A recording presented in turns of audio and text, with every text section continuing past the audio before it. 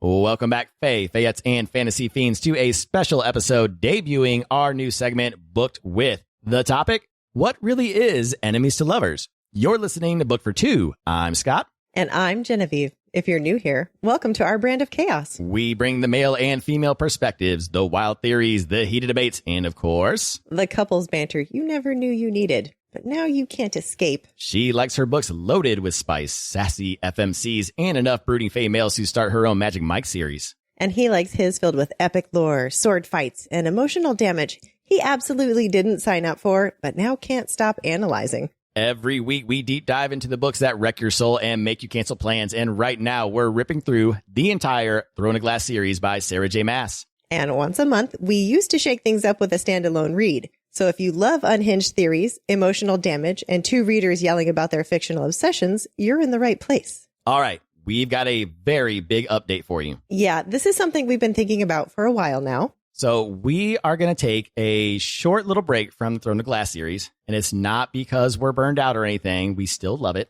But we've been deep in this series for over 7 months already, and we've still got a long road ahead, like half a year minimum. And in that time, we've had so many other books and authors we've wanted to explore, especially indie authors, and we just keep putting them off. So we're going to pause Throne of Glass for a bit and pick up something new, something shorter, something unfinished, actually. We're diving into the Fire and Metal series by Rachel Snyder. You might have seen the first and only book out so far, Metal Slinger. Woohoo!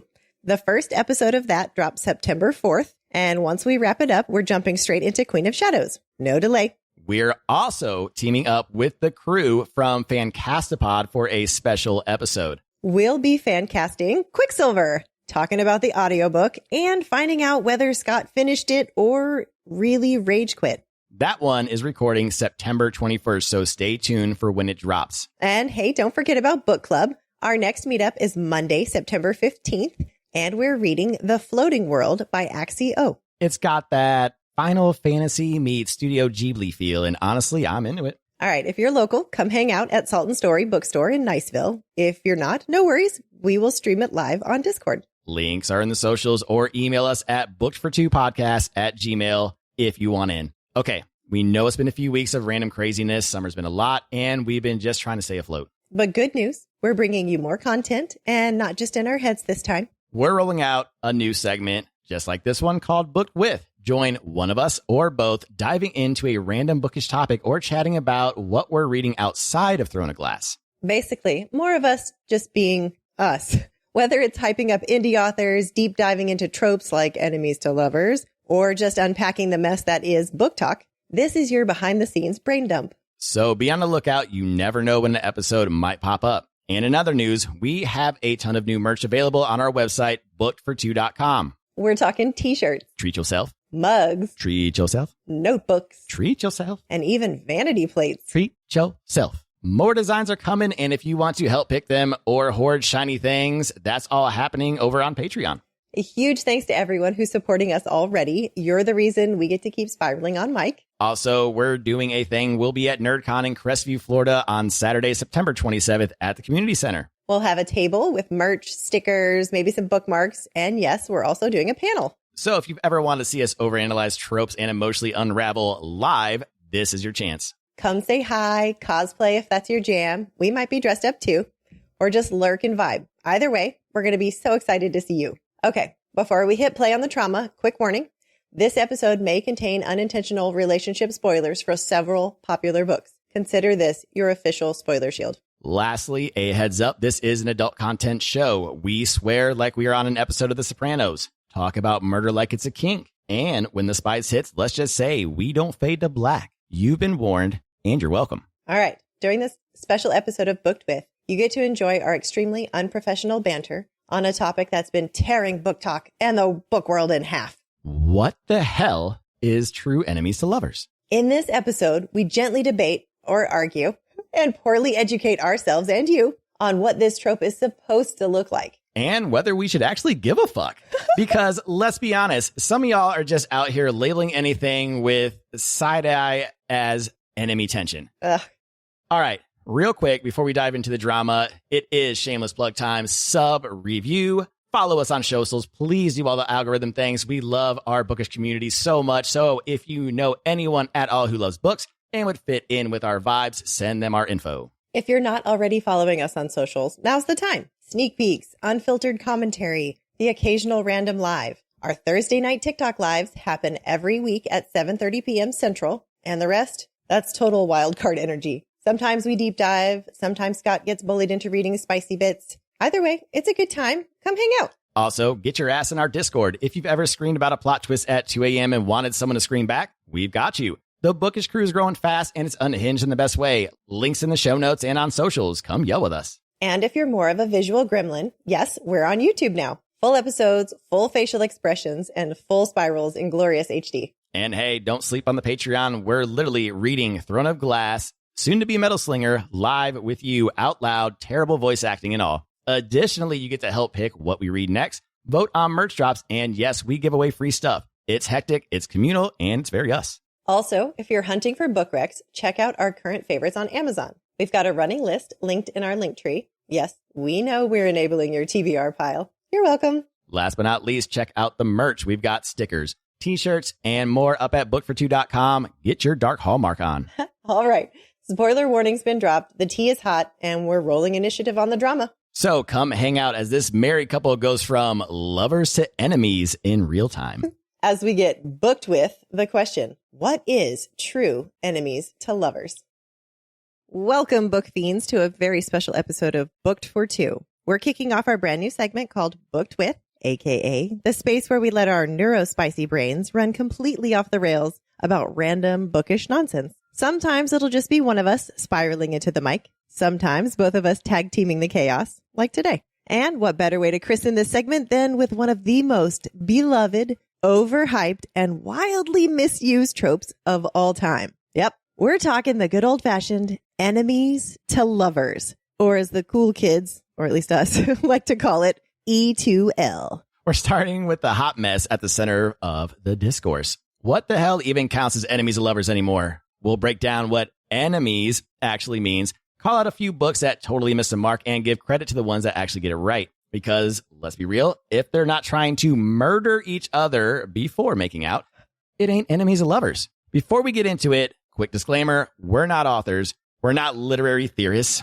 We're just two nerds who read a lot of books, talk shit, and get way too into fictional arguments. This episode is for fun. Don't come for us in the comments unless you brought snacks. I'm here for snacks. All right, so let's talk about it. What's the issue? What is the issue? Apparently, the bookish internet is fighting, and not the good throw me against the wall and kiss me kind of fighting. We're talking all-out war over what counts as true enemies to lovers. And you know how I feel about words matter. Okay, real quick, I do want to ask one question of you. Okay, yes. You've read thousands of books, right? Mm-hmm. So do you feel like you have a good grasp on what enemies to lovers is? Have you read quite a few within the romance genres? Yes, I have. I feel like I do. I think. No, I'm scared. Yeah, I think I do. You're good. You're good. So I don't, because still new to reading, still new to romantasy, but I am very good at pattern recognition. Uh-huh. So I'm also very good at definition and stuff like that and learning literary stuff. So that's how I'm kind of going at this, is more from a literary point of view. Okay. Where you're going at from a more professional, like avid reader of this stuff point of view. So you've seen these different tropes and understand the tropes a lot better than I do because you've read them. And that's weird because I'm usually big on the words part of it and you only have the words to go off of. Exactly. Oh, speaking of words, real quick, because we are going to get nerdy for a second and we do have receipts, we are going to actually define the word enemies for everybody. Go ahead, babe. All right. According to Merriam-Webster, I quote, one that is antagonistic to another, one seeking to injure, overthrow, or confound an opponent. All right. This one is from the Cambridge Dictionary. Okay. Quote, a person who hates or opposes another person and tries to harm them or stop them from doing something. Okay. Oxford, a person who feels hatred or hostility toward another and actively tries to harm or oppose them. And actively. I said and. All right. So words matter, right? So there is a trend, right? So enemies aren't just people who give each other side eye in chapter 1. They're actually actively working against each other. Usually something sharp, but it can also be mentally. It could be emotionally trying to destroy them. Magic. Exactly. It doesn't always have to be like, I want to stab you to death.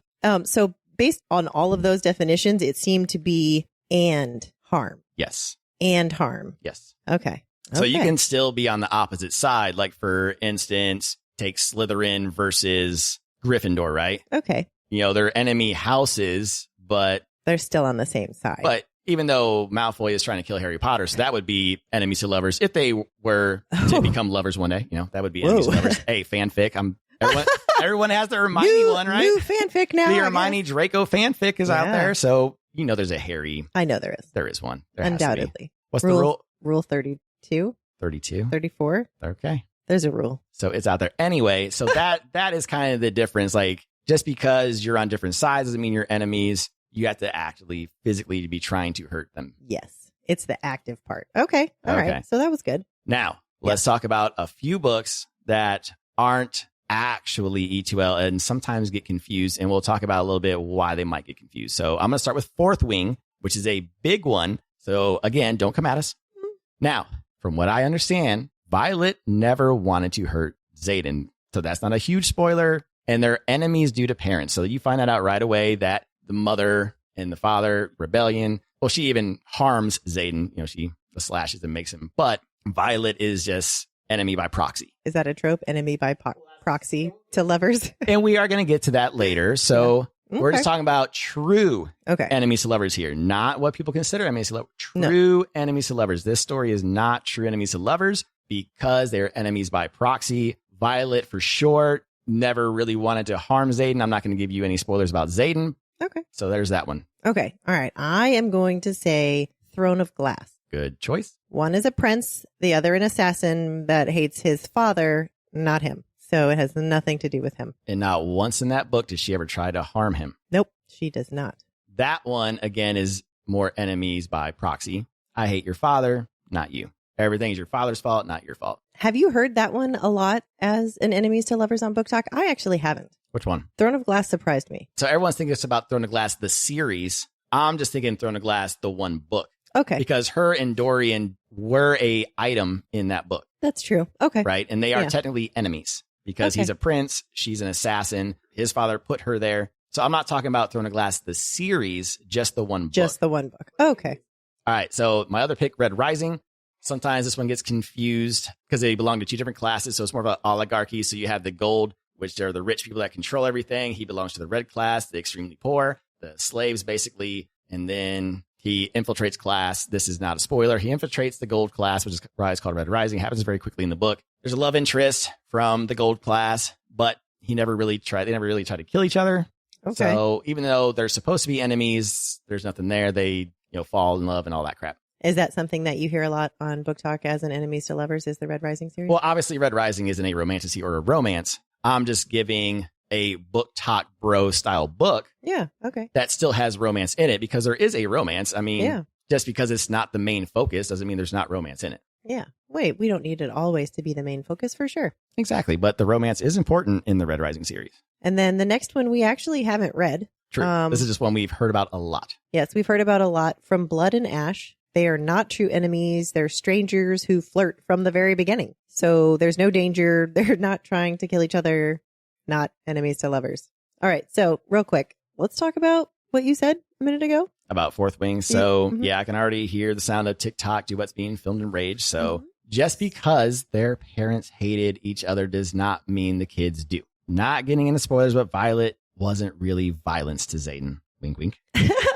Nice. So then my question, Romeo and Juliet, where do they fit in? That is star-crossed lovers. I looked that up too. So, because it's a tragedy. So that makes it different versus... So, but what about their actual love part? Like, they weren't enemies to lovers because their parents, their houses were, but it's often called an enemies to lovers or star-crossed lovers. It's mostly star-crossed lovers because of the tragedy and all that. Well, so here, I thought it was forbidden love. So that's what we're thinking of as well. That's another one that gets confused big time with E2L is forbidden love. So that is Romeo and Juliet. The difference is why it's forbidden love versus star-crossed lovers. And this is how tropes get fun is it's a tragedy. So they die at the end. Usually forbidden love is happily ever after. And then you have star-crossed lovers who die.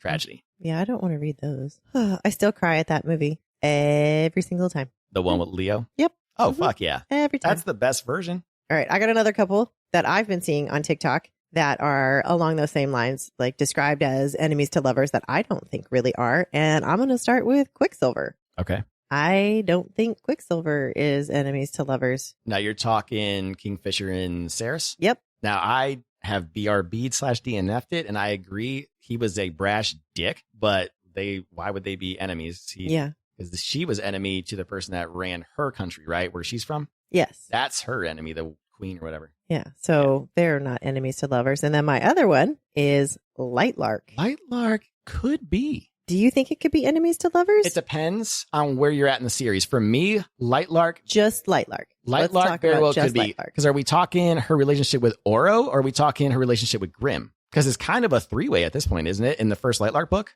she kind of likes both. Lightlark spoiler, it's incoming right now. So yep.